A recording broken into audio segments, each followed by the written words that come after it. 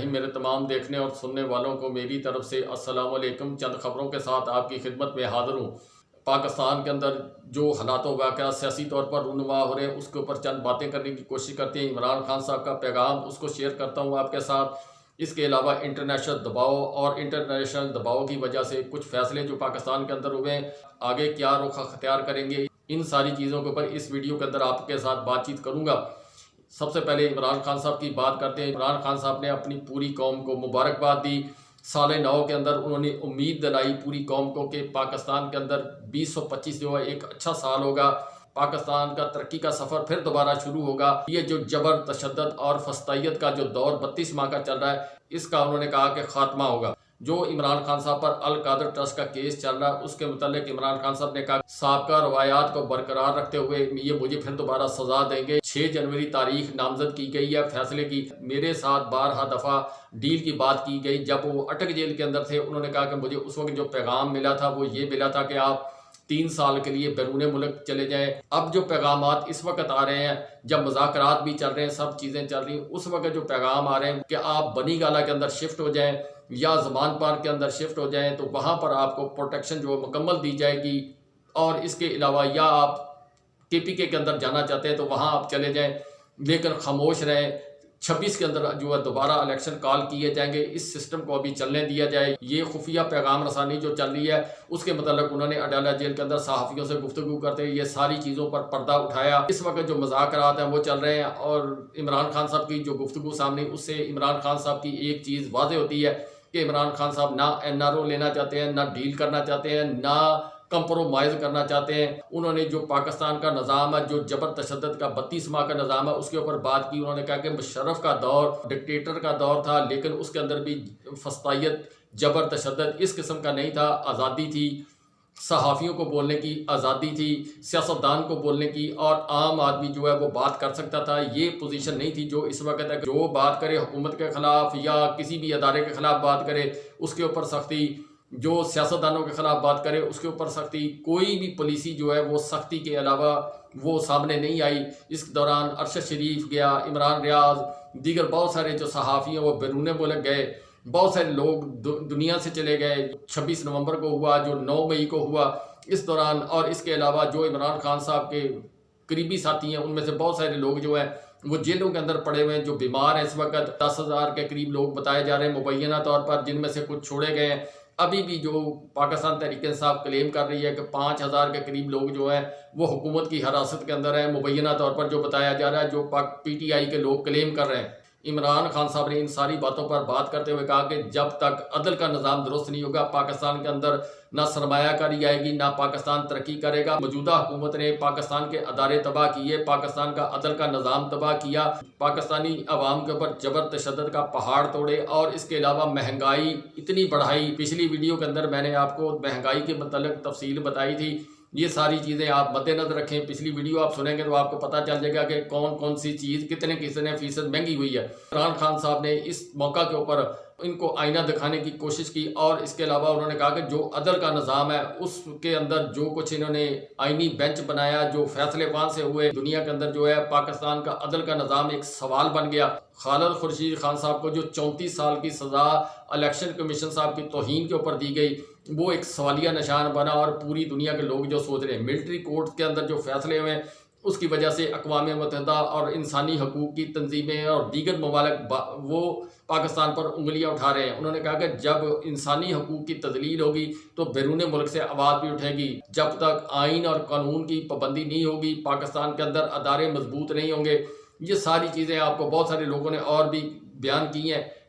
पाकिस्तान का दोबारा निज़ाम जब तक दुरुस्त नहीं होगा उस वक्त तक पाकिस्तान के अंदर मामला दुरुस्त नहीं होंगे। अमेरिका की आने वाली हुकूमत के मतलब इमरान खान साहब ने बात करते हुए कहा कि जो बाइडन साहब का तरीकाकार था या जो बाइडन साहब की पॉलिसियाँ इस मुल्क के अंदर चल रही थी, उन पॉलिसियों को उम्मीद है कि ट्रंप साहब जारी नहीं रखेंगे, और उसके बाद पाकिस्तान के अंदर माहौल जो है साजगार होगा, जिसके तहत मुज़ाकरात भी होंगे, मुल्क की बेहतरी के लिए बेहतरीन फैसले भी किए जाएंगे। ये जो निज़ाम जबर तशद्दुद का निज़ाम, या जो इनको खुली छूट दी हुई थी, जिसकी वजह से तमाम दुनिया के अदारे जो है वो बोलते नहीं थे और ख़ामोश थे। अक़वाम मुत्तहिदा सवाल हल्का हल्का उठाती थी, बाकी इंटरनेशनल अदारे हल्की हल्की ढोलकी बजाते थे कि पाकिस्तान के अंदर जबर जुल्म हो रहा है। लेकिन खुल खिलाकर कोई भी बात नहीं कर रहा था। अब इमरान खान साहब कहते हैं कि ट्रंप साहब की हुकूमत जब आएगी उसके बाद मामला किसी सिमत जाएंगे, पता चलेगा वो क्या पॉलिसी इख्तियार करते हैं। इनके लिए वो सॉफ्ट कॉर्नर इस्तेमाल करेंगे या इनके लिए कोई सख्त निज़ाम जो है वो राज करने की कोशिश करेंगे। जो 31 जनवरी तक का टाइम दिया गया उसकी वजह भी ये है कि 20 जनवरी को ट्रंप साहब जो है उन्होंने हलफ उठाना है और उसके बाद उनकी पॉलिसियाँ आहिस्ता आहिस्ता सामने आनी है। इस वजह से इमरान खान साहब ने 31 जनवरी तक हुकूमत को टाइम दिया है कि मुज़ाकरात आप फाइनल करें। अब इन्हीं सारी चीज़ों के साथ साथ दूसरी तरफ जो मुज़ाकरात चल रहे हैं, कल जो मुज़ाकरात का दूसरा दौर शुरू हुआ उसमें पाकिस्तान तहरीक-ए-इंसाफ की तरफ से जो इमरान खान साहब ने कमेटी तरतीब दी है उसने शिरकत की और हुकूमत की तरफ से जो कमेटी तरतीब दी गई है उन्होंने शिरकत की। इनमें बड़े बड़े नाम हैं पाकिस्तान तहरीक-ए-इंसाफ के और हुकूमत की तरफ से ये सारे लोग बैठे हैं। अयाज सादक साहब के चैम्बर के अंदर बैठकर गुफ्तगू हुई है, लेकिन ये गुफ्तगू उस वक्त तक शुरू नहीं हुई। पहले इसका टाइम 11 बजे तक था, फिर इसको चेंज किया गया। कल अचानक SIFC की मीटिंग रखी गई और उस मीटिंग की वजह से अली अमीन गंडापुर साहब जो है वो वहाँ पर पहुँचे और जहाँ वहाँ पर हमारे सिपा सलार आर्मी चीफ साहब वहाँ पर मौजूद थे, अस्करी अदारे के दीगर लोग वहाँ पर मौजूद थे और अली अमीन गंडापुर से मुलाकात के बाद फिर जो है वो मुज़ाकरात का अमल 3 बजे के करीब शुरू हुआ, जिसमें पाकिस्तान तहरीक-ए-इंसाफ ने टफ टाइम दिया, सख्त सवाल उठाए। पाकिस्तान तहरीक-ए-इंसाफ की तरफ से ये डिमांड रखी गई जो कुछ आप हमें बताएंगे वो हम इमरान खान साहब से मिलेंगे, लेकिन हमारी शर्त है कि इमरान खान साहब से मुलाकात के दौरान हमें मुकम्मल आज़ादी दी जाए, बातचीत करने के मुकम्मल अख्तियारात हों, वहाँ कोई रिकॉर्डिंग या दूसरी चीज़ें ना। और इसके अलावा हम जब तक इमरान खान साहब से मुलाकात करके उनको तमाम हालात से आगाह नहीं करेंगे उस वक्त तक हम आपको कोई जवाब नहीं देंगे।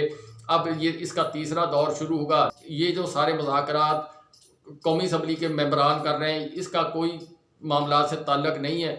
मामला तो असल वही हैं जो बुशरा बेगम और अली अमीन गंडापुर साहब जो है उनके साथ जो मुज़ाकरात हो रहे हैं और जिन लोगों के हो रहे हैं वही मज़ाकरात जो वो गिने जाएंगे और इन मज़ाकरात के बाद ही कोई नतीजा अखज़ किया जाएगा कि पाकिस्तान तहरीक-ए-इंसाफ को रिलीफ देना नहीं देना।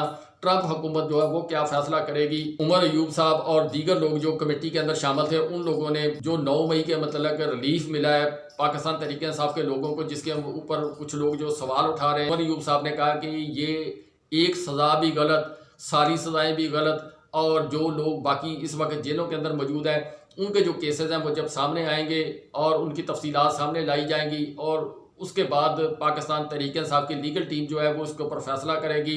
हक़ दिफा जो इनका ख़त्म किया गया, इनको बोलने की इजाज़त वहाँ पर नहीं दी गई, अपना दिफा खुद ही करते रहे।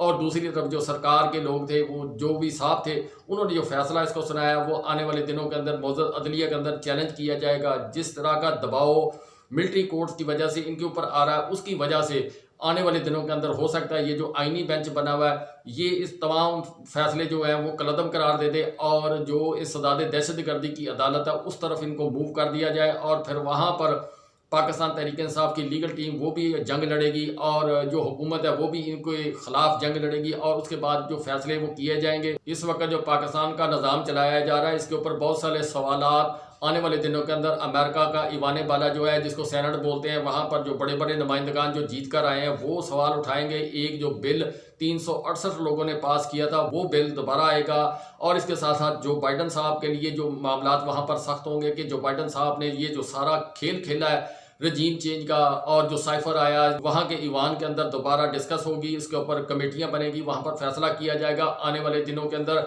जो बाइडन साहब के लिए हालात अमेरिका के अंदर जो लगता है कि वो तंग हो जाएंगे, जिस तरह का पाकिस्तान का एक गहरा निज़ाम है इसी तरह का अमेरिका का जो पूरी दुनिया के अंदर सारे निज़ाम को कंट्रोल करता है। ट्रंप साहब के दफ्तर के बाद एक गाड़ी खड़ी थी जिसको जलाया गया और उससे मैसेज दिया गया। ट्रंप साहब ने जिस तरह का वीडियो मैसेज रिकॉर्ड करवाया और उन्होंने वहाँ के जो गहरे लोग हैं वहाँ उनके मतलब जो पैगाम दिया था ट्रंप साहब को रिटर्न मैसेज दिया गया, अगर हम आपके दफ्तर के बाहर ये गाड़ी जला सकते हैं तो और भी कुछ कर सकते हैं। ये ट्रंप साहब को उन्होंने मैसेज दिया। पहले उनके ऊपर कातलाना हमला हुआ और दीगर चीज़ें जो है वो की गई, मुख्तलिफ किस्म के मुकदमात जिस तरह के इमरान खान साहब के ऊपर बनाए गए इसी तरह के मुकदमात ट्रंप साहब के ऊपर भी बनाए गए। हिल मेटल का केस उनके ऊपर बना, इमरान खान साहब पर 9 मई का केस बना, ट्रंप को नाअहल करार दिया गया, इमरान खान साहब को नाअहल करार दिया गया। पाकिस्तान की सुप्रीम कोर्ट ने बल्ला छीना और वहाँ की सुप्रीम कोर्ट जो है उन्होंने ट्रंप साहब को इलेक्शन लड़ने की इजाज़त दी। वहाँ मैंडेट जब अवाम ने ट्रंप साहब को दिया तो वहाँ के जो गहरे लोग हैं उन्होंने वो मैंडेट तस्लीम किया। पाकिस्तान के अंदर मैंडेट तस्लीम नहीं किया गया बल्कि अदल के निज़ाम के ऊपर दबाव बढ़ाया गया और जबर तशद्दुद किया गया। कहानी ट्रंप साहब की और इमरान खान साहब की मिलती जुलती है, जिसके मतलब रिचर्ड ग्रैनल साहब ने अपने ट्वीट्स के अंदर सारी चीज़ें बयान की हैं कि कितनी मुमासलत है इमरान खान साहब की और कितनी मुमासलत है ट्रंप साहब के केसों की। ये सारी चीज़ें जिस ऐसे लग रहा है जिस तरह वहाँ पर जो काम अमेरिका के अंदर किए गए थे उसी तरह के फार्मूले यहाँ पर अडॉप्ट किए गए। आने वाले दिनों के अंदर पाकिस्तान के लिए मुश्किलात बढ़ती हुई नजर आएंगी। इंसानी हकूक़ की तंजीमें पाकिस्तान पर सवाल उठा रही हैं, अमेरिका के अंदर सवाल उठ रहा है, बरतानिया के अंदर सवाल उठ रहे हैं, कनाडा के अंदर सवाल उठाए जा रहे हैं। इंसानी हकूक़ की किस तरह पामाली पाकिस्तान के अंदर 32 माह के दौरान की गई, ये सारी चीज़ें आने वाले दिनों के अंदर पाकिस्तान के लिए मसाइल पैदा करेंगी। यूरोपीय यूनियन जब ट्रंप साहब की हुकूमत फैसला करेगी उसके बाद यूरोपीय यूनियन जो है वो पाकिस्तान का GSP+ स्टेटस जो है उसके मतलब आने वाले दिनों के अंदर को फैसला कर सकती है, जिससे पाकिस्तान मजीद मुश्किलात का शिकार हो सकता है। भारत की मक्कारी आने वाले दिनों के अंदर किस तरह सामने आएगी, क्या पाकिस्तान के ऊपर दोबारा वो पाबंदियां लगाने की कोशिश करवाएगा, जिस तरह पाकिस्तान के ऊपर पहले एक फैटफ की तलवार लटकी हुई थी। आने वाले दिनों के अंदर जो कुछ ये पाकिस्तान के अंदर किया गया या जो कुछ भी हुआ वो सारे सवालात पाकिस्तान के जो मौजूदा हुकूमत है उसकी वजह से पाकिस्तान को और पाकिस्तान की कौम को फेस करना पड़ेंगे। इस मुल्क की बेहतरी के लिए, इस मुल्क की आवाम की बेहतरी के लिए जो भी फैसले किए जाएँ वो अच्छे किए जाएँ। अल्लाह ताला सबका मुहाफ़िज़।